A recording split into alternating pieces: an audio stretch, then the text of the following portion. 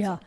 I think one of the most And damaging things that we did was we told women that something their body naturally produces gives them cancer and tries to kill them. Like the myth of estrogen causing breast cancer, like let's break it down for a second. Why is most breast cancer diagnosed when women are postmenopausal, when they have no estrogen in their body? And number two, you're really, really high estrogen is when you're pregnant, right?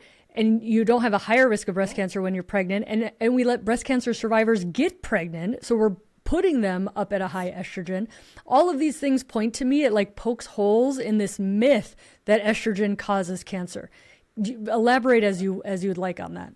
yeah, I mean, those are two excellent points. And I think that, it's kind of silly that it's like, you know, we're doctors, okay? We should be able to be nuanced about how we explain a disease process to someone. And just like heart disease has many factors that go into it, so does cancer. And this idea that it's black and white, estrogen causes cancer, estrogen is bad, it's just categorically, it's wrong. And to say that to somebody is ignorant. And if you're a physician saying that, then it's just wrong.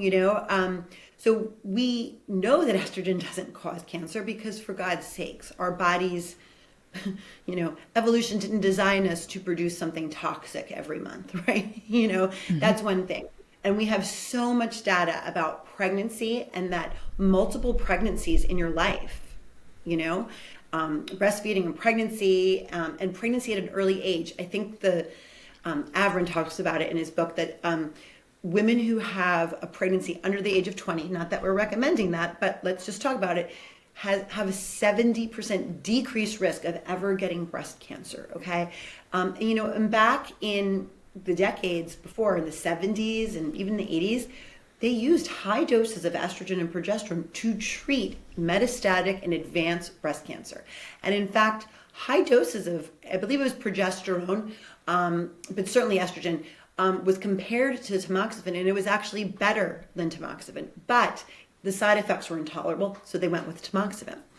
And then certainly, the pregnancy data, we know that it's safe, and that really interesting that recently in December, San Antonio Breast Cancer Conference, they kind of released the results of the positive trial. And the positive trial basically confirmed the data that we had known for a while, that women can take a pause in their endocrine therapy, their tamoxifen and their aromatase inhibitor.